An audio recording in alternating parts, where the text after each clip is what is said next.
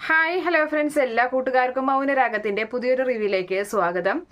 അങ്ങനെ കാർത്തികയുടെ വിവാഹം കഴിഞ്ഞതിന് ശേഷം കാർത്തികയും ദിലീപിന്റെ വീട്ടിലേക്ക് പോവുകയാണ്. കാർത്തിക എല്ലാവരോടും യാത്ര പറഞ്ഞ് നല്ല സങ്കടത്തിൽ തന്നെയാണ് അവിടെ നിന്നും പോകുന്നത്. ആ പോകുന്ന കാഴ്ച കണ്ട് എല്ലാവരുടെയും മനസ്സ് നിറഞ്ഞ് സന്തോഷത്തിന്റെ ഒരു കണ്ണുനീര് എല്ലാവരുടെയും കണ്ണിൽ അങ്ങനെ കാണാം. അതേ സമയത്താണെങ്കിൽ കല്യാണിയോട് നമ്മുടെ ലക്ഷ്മി അമ്മ പറയുന്നുണ്ട്, കിരൺമോൻ എന്തേ മോളെ, കിരൺമോനെ കണ്ടില്ലല്ലോ എന്നിങ്ങനെ പറയുന്ന സമയത്ത് ഇവിടെ ഉണ്ടാവുമെന്ന് പറഞ്ഞിരുന്നത് അമ്മയെന്ന് പറയുന്നുണ്ട്. അപ്പോൾ എന്തായാലും കാർത്തികയെ പോകുന്ന വഴിയിൽ അവൻ വല്ലതും ചെയ്തിട്ടുണ്ടോ എന്ന് അറിയില്ലല്ലോ, അതുകൊണ്ടായിരിക്കാം ഒരു പക്ഷെ അവർ നേരത്തൂടെ പോയത്, ഈ രതീഷും വേലും ഒക്കെ മുന്നേ പോയത് അതുകൊണ്ടായിരിക്കാം എന്നിങ്ങനെയൊക്കെ അവർ സംസാരിക്കുന്നുണ്ട്. എന്തായാലും അവരെന്തായാലും അവിടെ നിന്ന് അവരുടെ വീട്ടിലേക്ക് പോവുകയാണ്. അതായത് കാർത്തികയുടെ വീട്ടിലേക്ക്, കാർത്തികയുടെയും ലക്ഷ്മി അമ്മയുടെയും വീട്ടിലേക്ക് ഇവരെല്ലാവരും പോകുന്നുണ്ട്. അങ്ങനെ ആ സമയത്താണെങ്കിൽ പ്രകാശൻ മനസ്സ് നിറഞ്ഞങ്ങനെ നിൽക്കുകയാണ്. എന്തായാലും തൻ്റെ 3 മക്കളുടെയും പെൺമക്കളുടെയും വിവാഹം കഴിഞ്ഞു. ആ ഒരു സന്തോഷത്തിൽ അങ്ങനെ നിൽക്കുകയാണ്. എന്തായാലും പ്രകാശന്റെ മനസ്സിൽ എങ്കിലും വലിയൊരു വേദന കിടക്കുന്നുണ്ട്. അത് വിക്രത്തിനെ ആലോചിച്ചിട്ടാണ്. അപ്പോൾ ആ ഒരു കാര്യം പ്രകാശൻ പറയാണ്, എൻ്റെ പെൺമക്കളെ എൻ്റെ കൂടെ തന്നെയുണ്ട്, എൻ്റെ പെൺമക്കൾ എൻ്റെ കൂടെ നിൽക്കുന്നത് പോലെ തന്നെ എൻ്റെ മോനും എൻ്റെ കൂടെ നിൽക്കണമെന്നാണ് എൻ്റെ ആഗ്രഹം. പക്ഷേ പലവട്ടം അവൻ തെറ്റുകൾ ചെയ്തപ്പോൾ ഞാൻ അവനോട് പറഞ്ഞു നോക്കി, ഇങ്ങനെയൊന്നും ചെയ്യരുത് എന്ന് അവനെ പറഞ്ഞു തിരുത്താനും ഞാൻ നോക്കി. പക്ഷേ അവൻ അതൊന്നും ചെവിക്കൊണ്ടില്ല എന്നൊക്കെ ഇങ്ങനെ പറഞ്ഞ് അവൻ പ്രകാശൻ തൻ്റെ അമ്മയോടൊക്കെ സങ്കടം പറഞ്ഞങ്ങനെ നിൽക്കുകയാണ്. എന്തായാലും വീണ്ടും കിരണിനെയും വേലുവിനെയൊക്കെ പറ്റി പറയുന്നുണ്ട്. അപ്പോൾ ആ സമയത്ത് അവരെന്തെങ്കിലും അപകടം വെച്ചിട്ടുണ്ടെങ്കിലോ, അതുകൊണ്ടായിരിക്കും അവർ ഈ പറഞ്ഞ പോലെ നേരത്തൂടെ തന്നെ അവർ പോയത്. അവൾക്ക് ഒരു അപകടം വരാതെ ഇപ്പൊ കല്യാണമൊക്കെ നല്ല ഭംഗിയായി നടന്നത് അവരൊക്കെ കാരണം കൊണ്ടാണെന്നുള്ള കാര്യമൊക്കെ ഇങ്ങനെ ലക്ഷ്മി അമ്മയും അതുപോലെ നമ്മുടെ കാദംബരിയൊക്കെ ഇങ്ങനെ സംസാരിച്ച് അങ്ങനെ നിൽക്കുകയാണ്. എന്തായാലും കാർത്തിക ദിലീപിന്റെ വീട്ടിലേക്ക് എത്തുകയാണ്. നിലവിളക്ക് കൊടുത്തിട്ട് ദിലീപിന്റെ അമ്മ ആ വിളക്കങ്ങ് കൊടുക്കുകയാണ്. അങ്ങനെ വലതുകാല് വെച്ച് തന്നെ ദിലീപിന്റെ ഭാര്യയായിട്ടുള്ള നമ്മുടെ കാർത്തികയും ആ വീട്ടിലേക്ക് വലതുകാൽ വെച്ച് കടന്നു ചെല്ലുകയാണ്. എല്ലാവരും നല്ലൊരു സന്തോഷത്തിൽ തന്നെയാണ് അങ്ങനെ നിൽക്കുന്നത്. അതേ സമയത്താണെങ്കിൽ കിരണിന്റെ വീട്ടിലെ കിരണും വേലുവും രതീഷും കൂടി അവിടെ ചെയ്യുന്നത്, ആ പൊതിഞ്ഞു കെട്ടിയ ഗംഗപ്രസാദിന്റെ ഡെഡ് ബോഡി അവരവര് ഇറക്കി വെക്കുന്നുണ്ട്. അപ്പൊ നേരത്തെ തന്നെ വേലുവും രതീഷും അവിടെ എത്തിയിട്ട് കുഴിയും കാര്യങ്ങളൊക്കെ എടുക്കുന്നുണ്ട്. അപ്പൊ പുറകെയായിട്ട് നമ്മുടെ കിരണം എത്തുകയാണ്. ആരും ശ്രദ്ധിക്കുന്നില്ല, ആരും അവിടെയൊന്നും ഇല്ല എന്ന് മനസ്സിലാക്കിയിട്ട് ആ ഡെഡ് ബോഡി അവിടെ അങ്ങനെ മറവ് ചെയ്യുകയാണ്. എന്തായാലും ആ ഗംഗപ്രസാദിനെ അവിടെ കുഴിച്ചിടുകയാണ് ചെയ്യുന്നത്. അതിനുശേഷം വീണ്ടും കിരൺ ഈ പറഞ്ഞ പോലെ സംശയം കാര്യങ്ങളെ ഉണ്ട്, എങ്ങനെയാണ് ഇപ്പോൾ ഇവൻ മരിച്ചത്, കാരണം ഞാൻ ഇടിച്ചെങ്കിലും ഇവന് കൈകാലുകൾക്കൊക്കെ ക്ഷതം പറ്റി, നെഞ്ചിനൊക്കെ ക്ഷതം പറ്റിയെങ്കിലും ഇവൻ മരിക്കാൻ കാരണം എങ്ങനെയാണ് എന്നെപ്പോഴും ഇങ്ങനെ സംശയത്തിന്റെ നിഴൽ അങ്ങനെ നിൽക്കുന്നുണ്ട്. വലിയൊരു ഇരുമ്പ് വടി അവിടെ കിടക്കുന്നതും കാണുന്നുണ്ട്. ഇനിയിപ്പോൾ മറ്റാരെങ്കിലും അവനെ തല്ലിയതായിരിക്കും എന്നുള്ള കാര്യങ്ങളൊക്കെ തന്നെ നമ്മുടെ കിരണിന്റെ മനസ്സിലൂടെ ഇങ്ങനെ പോകുന്നുണ്ട്. എന്തായാലും കാര്യങ്ങളൊക്കെ കഴിഞ്ഞതിന് ശേഷം കിരണും വേലുവും അതുപോലെ രതീഷും ഒന്നും അറിയാത്ത പോലെ ലക്ഷ്മി അമ്മയുടെ വീട്ടിലേക്ക് ചെല്ലുകയാണ്. അവർ കാര്യങ്ങളൊക്കെ തിരക്കുന്നുണ്ട്. നിങ്ങൾ എവിടെയായിരുന്നു ഇത്രയും നേരം എന്നൊക്കെ ചോദിക്കുമ്പോൾ ആ ഗംഗപ്രസാദ് അവനിപ്പോഴും അലഞ്ഞു തിരിഞ്ഞ് നടക്കുകയല്ലേ, അപ്പോൾ അവനെ ശ്രദ്ധ തിരിക്കണ്ടേ, അവൻ എവിടെയെങ്കിലും ഉണ്ടോ എന്നൊക്കെ അറിയണ്ടേ, അതുകൊണ്ട് ഞങ്ങൾ അതിന് വേണ്ട കാര്യങ്ങളൊക്കെ ചെയ്യാൻ പോയതാണ് എന്നൊക്കെ ഇങ്ങനെ പറഞ്ഞ് അവരങ്ങനെ രക്ഷപ്പെടുകയും ചെയ്യുന്നുണ്ട്.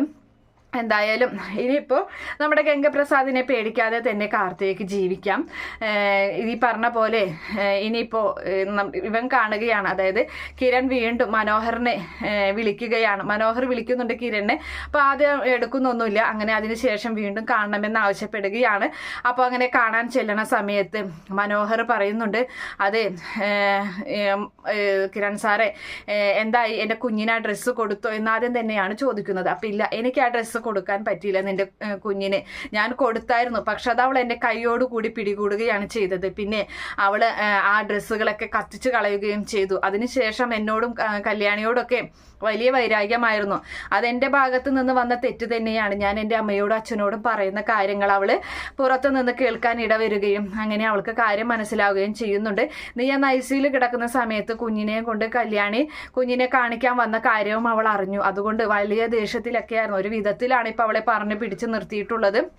ഇനിയിപ്പോൾ നീ കുഞ്ഞിനെ കാണണം എന്നുള്ളൊരു ആവശ്യമൊന്നും എന്നോട് പറഞ്ഞു വരണ്ട എന്നിങ്ങനെ പറയുന്നുണ്ട്. ഞങ്ങൾ അതിനും ഏറ്റവും വലിയൊരു ടെൻഷനിൽ തന്നെയായിരുന്നു. അപ്പോൾ നമ്മുടെ മനോഹർ ചോദിക്കുന്നുണ്ട്, കാർത്തികയുടെ വിവാഹം കഴിഞ്ഞു അല്ലേ എന്നിങ്ങനെ പറയുന്നുണ്ട്. ഭംഗിയായി തന്നെ കഴിഞ്ഞു കാണും എന്നിങ്ങനെ പറയാണ്. അപ്പോൾ ഒരു വിധത്തിൽ ഒരുപാട് ടെൻഷനൊക്കെ അടിച്ചു, എന്തായാലും ഒരു വിധത്തിൽ അത് കഴിഞ്ഞു എന്ന് പറയുന്നുണ്ട്. അപ്പോൾ മനോഹർ പറയാണ്, ഇനി എന്തായാലും കാർത്തികയുടെയും നിങ്ങളുടെ ഒന്നും ജീവിതത്തിൽ ഒരു വിലങ്ങുതടിയായിട്ട് ആ ഗംഗപ്രസാദ് ഉണ്ടാവില്ലല്ലോ എന്നിങ്ങനെ പറയുകയാണ്. അപ്പോൾ കിരണിന്റെ ഒരു സംശയം, കിരൺ മനോഹറിനോട് ചോദിക്കുന്നുണ്ട്, നീ എന്താ ഉദ്ദേശിച്ചത് എന്ന് പറയാണ്. സാറേ, എനിക്ക് കാര്യങ്ങളൊക്കെ വ്യക്തമായിട്ട് അറിയാമെന്ന് പറയാണ്.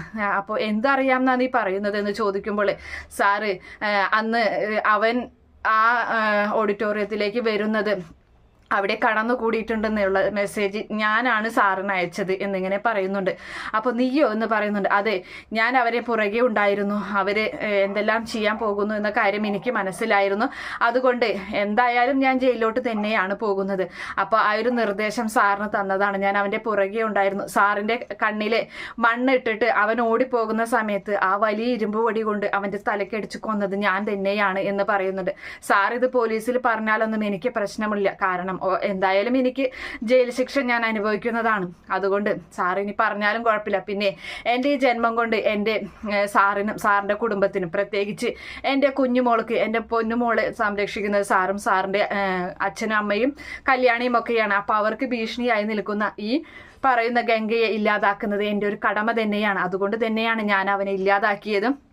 ഇനിയിപ്പോൾ നിങ്ങൾക്കും എൻ്റെ മോൾക്കടക്കം എല്ലാവർക്കും സുഖമായി ജീവിക്കാലോ, എനിക്ക് ജയിലിലാണെങ്കിലും സമാധാനത്തോടുകൂടി എനിക്ക് അവിടെ കഴിയാലോ എന്ന് പറയുകയാണ്. അപ്പോൾ അത് കേൾക്കുന്ന നമ്മുടെ കിരൺ ആകെ ഞെട്ടിപ്പോവുകയാണ്. കിരൺ പറയുന്നത്, സത്യമാണോ നീ പറയുന്നത് എന്ന് ചോദിക്കുമ്പോൾ, അത് കിരൺ സാറേ, അല്ലാതെ സാറിൻ്റെ അടി കൊണ്ടിട്ടല്ലോ, സാറല്ലല്ലോ അവനെ കൊന്നത്, ഞാൻ തന്നെയാണ് അവനെ കൊന്നത് എന്ന് പറയുന്നുണ്ട്.